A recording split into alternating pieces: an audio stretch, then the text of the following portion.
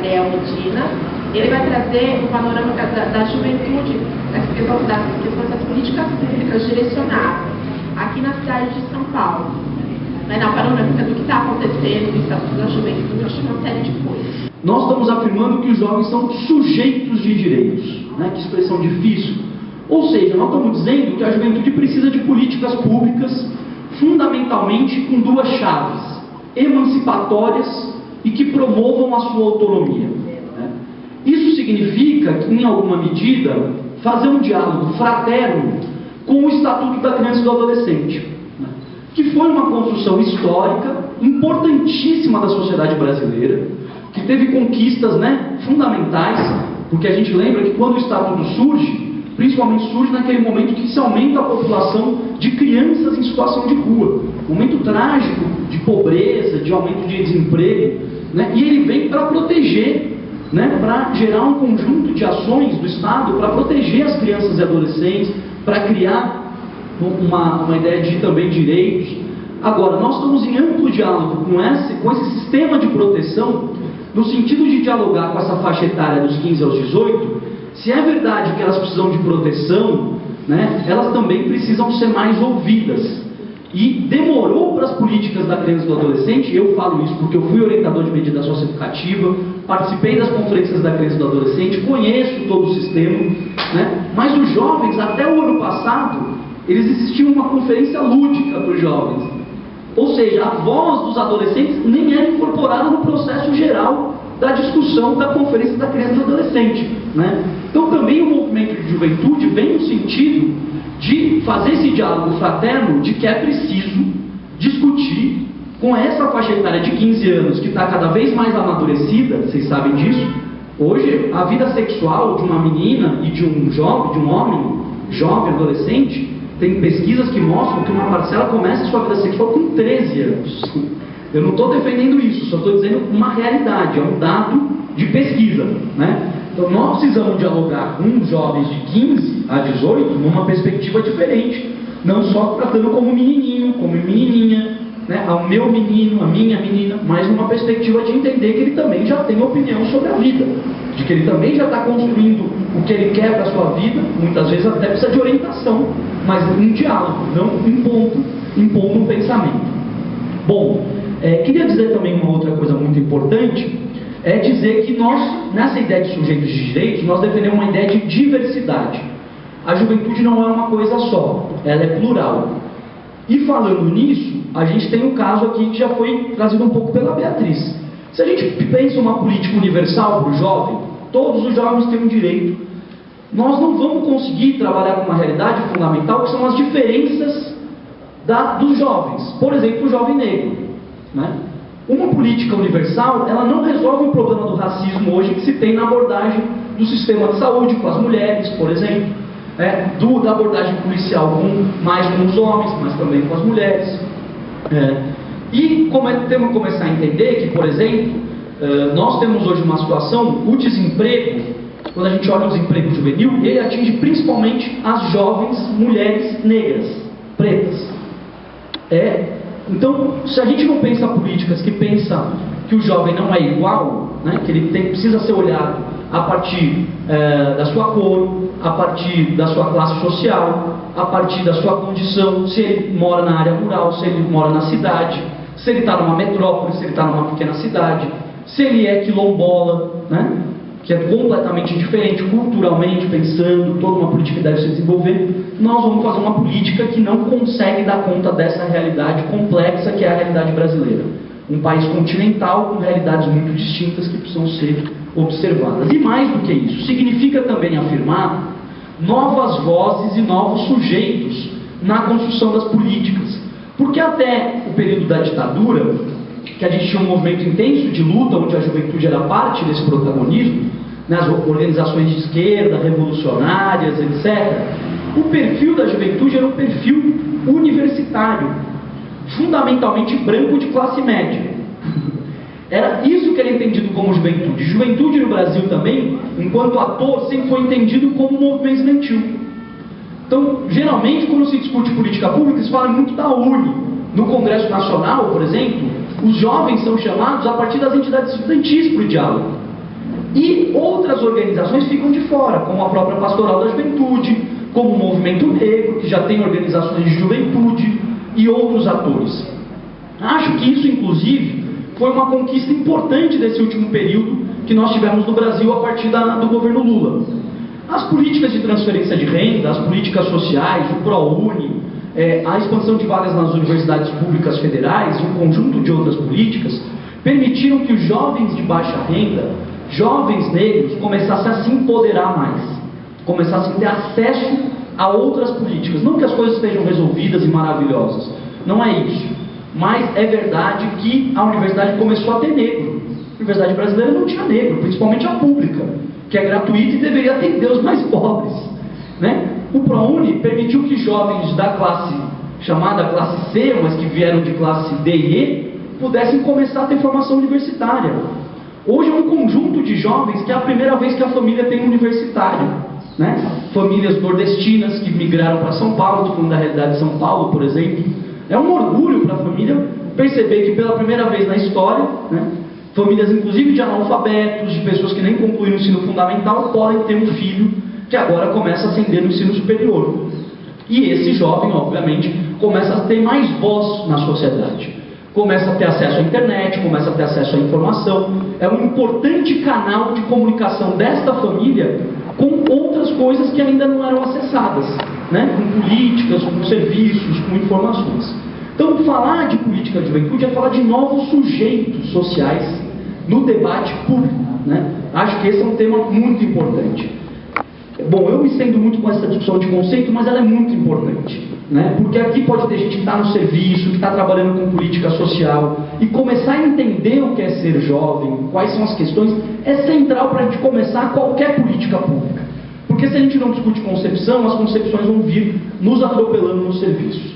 Bom, no Brasil, só para vocês terem uma ideia, eu vou encurtar aqui o processo histórico para entrar em São Paulo, para vocês terem uma ideia, nós começamos a ter alguma política de juventude mais efetiva em 2005, que foi quando foi criada a Secretaria Nacional de Juventude, o Conselho Nacional de Juventude, do qual eu presidi, fui o último presidente da sociedade civil, né?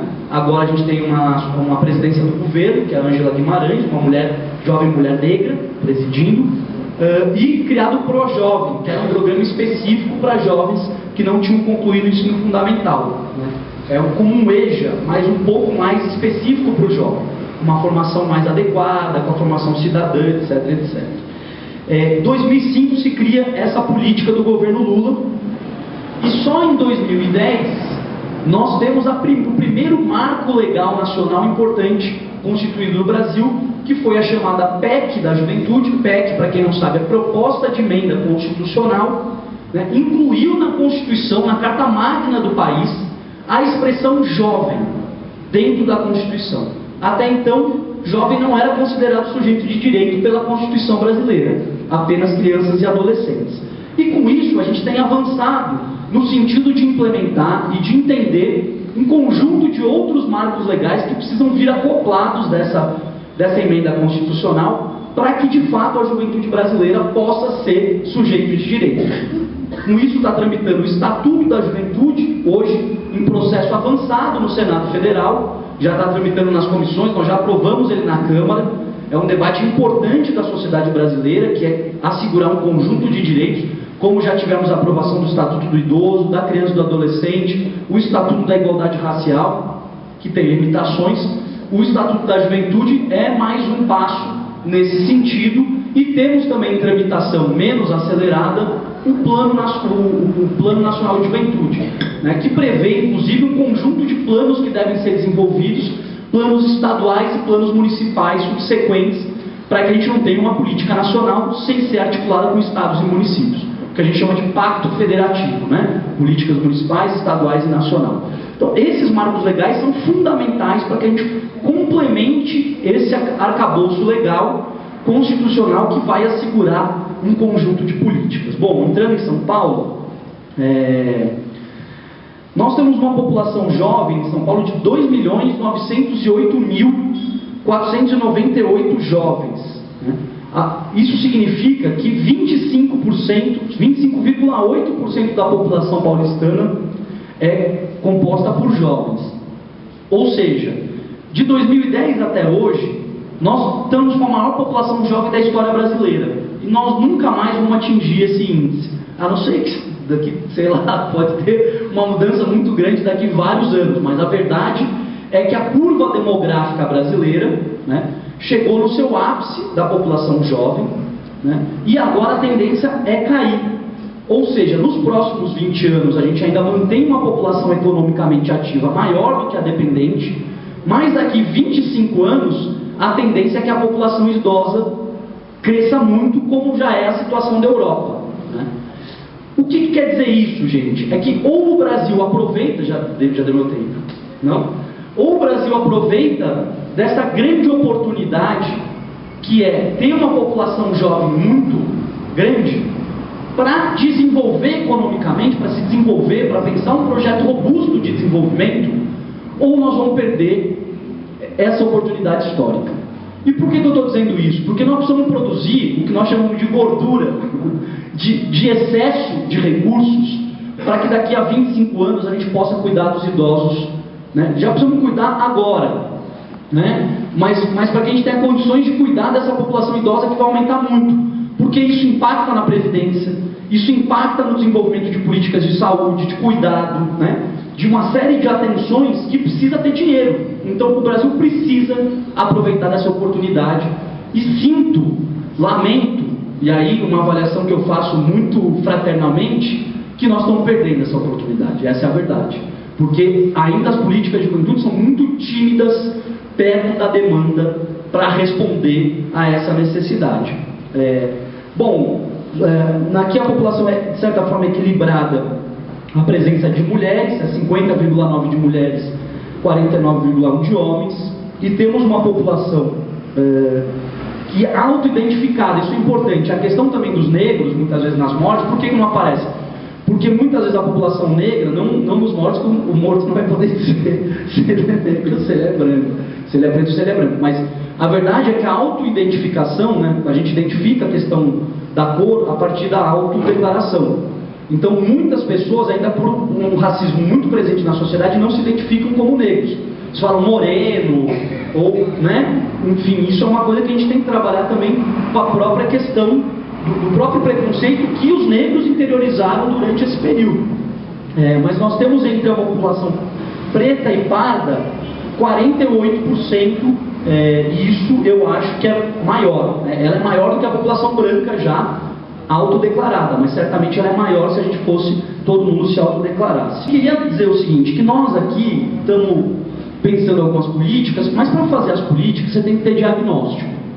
Essa coisa de chegar e falar, olha, eu sou um conhecedor do tema e eu vou fazer o que eu acho que é bom, isso é uma grande bobagem, porque ou você faz baseado em dados, em números, estatísticas, conhecimento da realidade, ou você vai estar cometendo, e com participação, ouvindo jovens, ou você vai fazer políticas inócuas e não necessariamente respondendo às prioridades. Um dos problemas que a gente tem identificado aqui em São Paulo é a dificuldade de conciliação entre trabalho e estudo. Aqueles jovens que têm que trabalhar muito cedo, né, com 16, que agora pela lei do aprendiz, ele acaba abandonando o estudo. Não só por isso, porque a escola hoje, vocês me desculpem falar, principalmente depois de 24 anos de PSDB no governo do Estado, vou falar de forma mais livre aqui, mas é uma realidade. Quem faz trabalho social, não estou falando nenhuma novidade, as escolas estaduais parecem mais presídios do que espaços de aprendizado, do que espaços de formação, né? Então a escola já é um elemento de dificuldade. O jovem às vezes não quer ficar na escola, mas aquele que trabalha é muito pior, porque ele tem que fazer grandes deslocamentos do trabalho, né, para sua casa, porque não se desenvolveram as periferias viraram depósito de trabalhador, sem nenhuma política de desenvolvimento, de geração de emprego, de qualidade de vida, e esse jovem tem que sair de muito longe para trabalhar, se cansa, né? Como que o cara volta depois de 2 horas sai, sei lá, 5 ou 5 e meia da tarde do seu trabalho, demora 2 horas para chegar na sua casa, 7 e meia, já está começando a aula, o cara acabado. Transporte cansa mais do que o trabalho, né? Se o cara nas lotações e tal. Então é muito difícil conciliar. Esse é um tema certamente muito importante. que é como a gente cria políticas que permitam o jovem ampliar sua escolaridade. Nós precisamos hoje, gente, para concorrer no concurso de lixeiro na prefeitura, você precisa ter ensino médio. Lixeiro. Então, se a gente não discute uma perspectiva de ampliação da escolaridade do jovem em São Paulo, nós estamos fadados a deixar essa juventude a entrar em trabalhos precarizados, em trabalhos sem exigência de qualificação, reproduzindo um círculo de pobreza. Essa é uma discussão central para a cidade de São Paulo, não só para cá, mas para outros lugares. Uma outra coisa importante é dizer que, para vocês terem uma ideia, 24,7% da juventude participa de famílias com renda familiar mensal de até R$ 930. Então, 24%, um quarto da população juvenil participa de famílias de R$ 930 de renda, até R$ 930. E os outros 25,8% estão em famílias de 931 até 1.395. Ou seja, mais de 50% dos jovens participam de famílias com renda familiar per capita de até R$ 1.395. Nós sabemos o que dá para fazer com R$ 1.395 na cidade de São Paulo, cidade do maior custo de vida do país, caríssima, transporte caro, tudo é caro, né? Então eu estou falando que pensar política pública é pensar que nós temos que ter foco e nós temos que atender aqueles que mais precisam, portanto, recorte de renda é uma questão central para pensar as políticas. Bom, eu vou falar aqui de um programa que a gente está desenvolvendo, que é um programa federal. Já deu o meu tempo? Já, né? Então vou aqui tentar ser bem breve. Claro que não é a única coisa que a gente está pensando na coordenadoria, mas um dos temas que a gente está querendo trabalhar muito fortemente é essa questão da juventude negra, trazendo um programa que foi desenvolvido no âmbito federal que chama Juventude Viva, né? Depois a gente pode marcar um outro papo, explicar um pouco melhor como é que são as ações da coordenadoria, muito embora em menos de 3 meses de governo a gente esteja num processo primeiro de reconstrução da coordenadoria, porque foi nos últimos 8 anos, passaram 8 coordenadores no lugar que eu estou, um por ano. Então não teve uma política contínua de juventude, ela foi desmontada na cidade. Então nós estamos agora no momento de formular uma política pública, porque antes era um monte de projeto que era apoiado, mas não tinha uma consciência do desenvolvimento de uma política de escala, integral, que pudesse chegar na cidade toda. Um dos programas que a gente está elaborando, que a gente está muito concentrado, é o programa Juventude Viva, que é justamente com o intuito de diminuir o número de homicídios de jovens negros na cidade de São Paulo, né? E isso já tem um grupo de trabalho na prefeitura com várias secretarias envolvidas. A gente tem feito vários estudos, estamos esperando o governo federal indicar quais são os recursos que virão para compor essa política, porque vai ser em parceria com o governo federal, mas fundamentalmente, para vocês entenderem, não é uma agenda de segurança pública, é uma ideia de articulação de políticas públicas construídas em territórios de maior vulnerabilidade social, onde tem mais incidência de homicídio. Ou seja, implementar mais educação, permitindo que aumente o tempo escolar naquele bairro, o programa Segundo Tempo, que é de esporte, que articula a educação com o esporte, as usinas de cultura, que agora estão chamando Céus de Cultura, da Marta, a Marta mudou o nome no Ministério, os pontos de cultura, programas de saúde, né? Uma série de políticas que vão ser focadas naquele território com o intuito de ampliar direitos e diminuir violência. Na Idade Média, crianças e jovens eram envolvidos em todos os processos que vocês podem imaginar. A gente tem, inclusive em quadros, etc., que adultos bebiam, tinham uma série de relações em frente dos jovens e das crianças. Não tinha uma preocupação com esse tempo da vida como um tempo da formação. Não se tinha essa preocupação. E conforme o processo de evolução da sociedade, da civilização, foi se criando algumas preocupações com esse momento de preparação para a vida adulta. Por que eu digo isso? Por exemplo, quando a gente começa a Revolução Industrial, em 1700, por exemplo, crianças trabalhavam nas fábricas. Eram utilizadas para limpar, inclusive, máquinas que os adultos não conseguiam entrar, e eram postos crianças para limpar esses locais, né? Jovens também, obviamente, se crianças trabalhavam, nem vamos falar dos jovens, né? Adolescentes, todos trabalhavam. Quando a gente começa a necessitar, começa a ter essa evolução tecnológica das máquinas, etc., a gente começa a necessitar de menos de mão de obra, né? Começa a se mecanizar os processos produtivos, portanto começa a se demandar formação, né, das pessoas para ingresso no mundo do trabalho.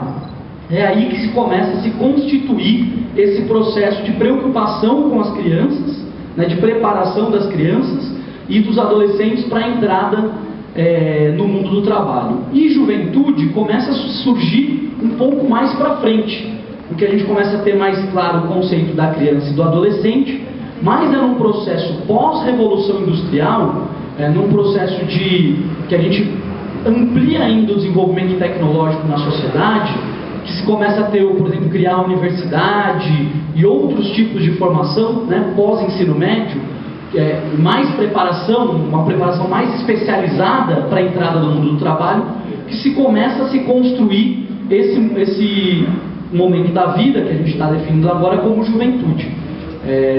Digo isso porque é muito importante a gente entender que é um processo em permanente construção, né, permanente elaboração sobre esse tempo. E uma coisa que é importante dizer é que ele começa a ter mais atenção a partir do processo de ampla mecanização, inclusive com o surgimento dos computadores, de todo um processo tecnológico muito forte, que começa a criar um processo de grande desemprego dessa população, principalmente nos anos 80, né? E visto também já um pouco na Europa, mas a gente vive isso intensamente aqui, como já foi dito, inclusive um pouco pela Beatriz, na década de 90. A gente tem um desemprego de 20% da população, e esse desemprego na população jovem chega a 50%.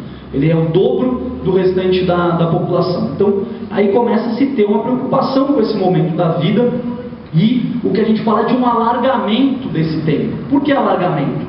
Porque hoje, se a gente for olhar para os jovens da classe média, jovens que têm famílias com um pouco mais de condição, esses jovens, eles ficam mais tempo na casa dos pais, na verdade. Se a gente for olhar, os pais estão segurando os seus filhos, fazem faculdade, muitas vezes continuam na faculdade na casa dos pais, uma pós-graduação, alguma coisa que exige mais formação para conseguir se inserir no mercado de trabalho de forma mais qualificada, pegando postos mais elevados no mercado. Quando a gente discute juventude, nós discutimos que os filhos das classes populares, né, os jovens que são das periferias das cidades, das áreas rurais, jovens mais pobres, têm que ter o direito, né, de também poder ter mais tempo de formação, poder viver mais esse tempo da juventude, para que possa concorrer, né, um nível de igualdade com os jovens que vêm das classes médias, das classes ricas, que muitas vezes têm escola particular, faculdade, uma série de mecanismos que o empoderam para o ingresso no mundo do trabalho. Falando um pouco disso, para a gente entender então que nós estamos fazendo uma discussão sobre juventude hoje no Brasil, que perpassa uma faixa etária compreendida entre os 15 e 29 anos. A ONU definia dos 15 aos 25 anos, é uma definição da ONU ainda, mas no Brasil essa discussão se alargou por mais 4 anos, e a gente vem discutindo que a faixa etária juvenil é dos 15 aos 29, compreendendo esse processo de alargamento desse período da vida, que exige uma série de políticas públicas, não só de educação e trabalho, mas também de acesso à cultura, ao lazer, ao esporte, né? Uma série de mobilidade nas cidades, de transporte, e eu vou falar um pouco mais delas aqui para frente. Ao longo da construção do Estado brasileiro, é importante dizer também que duas concepções predominaram na agenda das políticas públicas. São duas concepções que, na minha leitura, elas dificultaram que as políticas atendessem realmente à demanda dos jovens. A primeira concepção delas tratou da juventude como um problema social, e principalmente colocado em três aspectos. O primeiro, como já bem falou a Beatriz, a violência. Então se tratou sempre o jovem como o autor da violência. A juventude é um momento violento, rebelde, questionador, mas sempre visto muito ligado a esse tema. De um outro lado, o tema das drogas. O jovem usa drogas, o jovem não sabe o que é da vida, é perdido, etc. E um terceiro, como se fosse só a juventude que usasse, o que não é uma verdade, né? A gente sabe que várias faixas etárias fazem uso de drogas, inclusive o álcool, que é uma droga das mais nocivas na sociedade, que pouco se fala, porque ninguém quer enfrentar a indústria do álcool, né? Ninguém quer enfrentar as marcas de cerveja, que está no futebol, que está em uma série de lugares. É importante dizer isso, porque nós temos o crack, que é um grande mal, mas se fala pouco do álcool, que destrói famílias em todos os lugares, né? E um terceiro tema, a questão da sexualidade, dizendo que o jovem, portanto, transa irresponsavelmente, não usa preservativo, engravida cedo, etc, etc. Portanto, as políticas públicas desenvolvidas nesse campo foram políticas de controle e repressão desse período da vida, né? Foram políticas quando falava de violência, era a polícia, põe a polícia para controlar a juventude, por isso que os jovens são mais alvo da violência, como já foi dito aqui, principalmente os jovens negros, de periferias. De um outro lado, políticas de controle na área da saúde, com índices epidemiológicos, e eu não preciso dizer aqui o quanto são ruins as políticas, por exemplo, de sexualidade. Porque quando vão fazer uma política de saúde sexual e reprodutiva dos jovens, geralmente são pessoas que não têm uma linguagem adequada, que vão lá passar como se usa o preservativo, mas que não sensibilizam os jovens para a própria consciência corporal e que são muito pouco efetivas no diálogo sobre essa política, né? Muitas vezes é uma senhora do posto de saúde que vai lá na escola falar sobre sexualidade, mas os jovens não assimilam essa linguagem e essa metodologia. E, de um outro lado, na questão das drogas, eram políticas do seguinte: vamos ocupar esse tempo visto como perigoso, e aí qual que era a grande política? Põe quadra de esporte para a molecada cansar. Eles têm que jogar bola, porque aí eles cansam, aí, né, eles não vão fazer besteira. Porque tem um ditado popular muito conhecido, que se difundiu na discussão de juventude, que é cabeça vazia, oficina do diabo. Então essa inclusive é um dito popular muito utilizado para se pensar a política de juventude e que prevaleceu na agenda do Estado. Por um outro lado, existiu uma outra concepção, que é o seguinte: juventude é uma fase de transição entre a infância e o mundo adulto. Por ser uma fase de transição, isso carregava dois sentidos. De um lado, bom, se a transição isso passa, se passa, a gente não precisa se preocupar tanto com isso, porque uma hora vai passar, né? Na verdade essa rebeldia uma hora acaba. E de um outro lado, se tinha uma ideia de que, portanto, a gente precisa ter políticas de formação para que esse jovem seja um adulto, e não é qualquer adulto, um adulto bem domesticado, um adulto que se chama cidadão, mas a partir do preceito cidadão do capitalismo, ou seja, quanto menos crítico melhor, quanto mais ele aceitar a exploração do trabalho melhor, quanto menos mobilizador de transformações melhor. Então é uma preparação desse jovem para ser enquadrado no modelo de sociedade que gosta de pessoas bem quietinhas, bem comportadas, pouco críticas e pouco mobilizadoras, né? Consumista e submissa, né? E portanto, durante todo esse período se desconsiderou o jovem, a voz do jovem, a participação do jovem na elaboração, na reflexão sobre as políticas públicas. A juventude era alguém que as suas opiniões sempre foram desconsideradas. E é fácil da gente perceber isso. Quantos jovens, ao falar na sua família, querem colocar algumas ideias, os seus pais não dizem assim: calma, meu filho, você vai crescer e um dia a sua opinião vai valer. Porque, por enquanto, a sua opinião é uma opinião de alguém que não é ainda um adulto, não, né? Então é desconsiderado esse lugar da juventude e as vozes dos jovens nunca foram ouvidas, né? E eu acho que tem que saudar a iniciativa da igreja, né, tanto do ponto de vista da campanha da fraternidade, da própria jornada, né, que vem aqui para o Brasil, para o Rio de Janeiro, como esse momento importante de escuta dos jovens.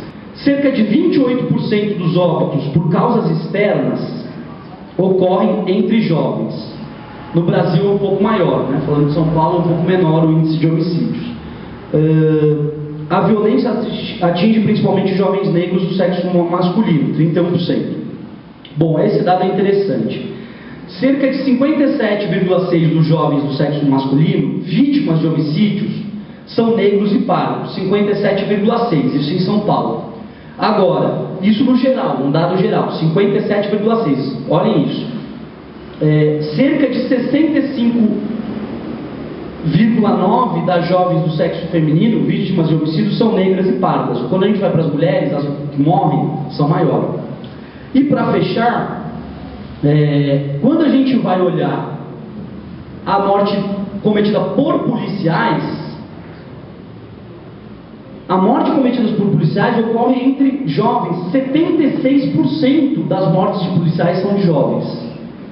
76%. E quando a gente vai fazer o recorte de raça, de cor, dessa população, desse universo morto por polícia, 70,9% são negros e pardos. Se no índice geral a gente tem uma presença alta de negros, quando a gente olha para a polícia, esse índice dispara. Né? Ou seja, a gente tem uma situação de racismo institucional, que a gente chama das forças policiais do Estado, ainda muito alta.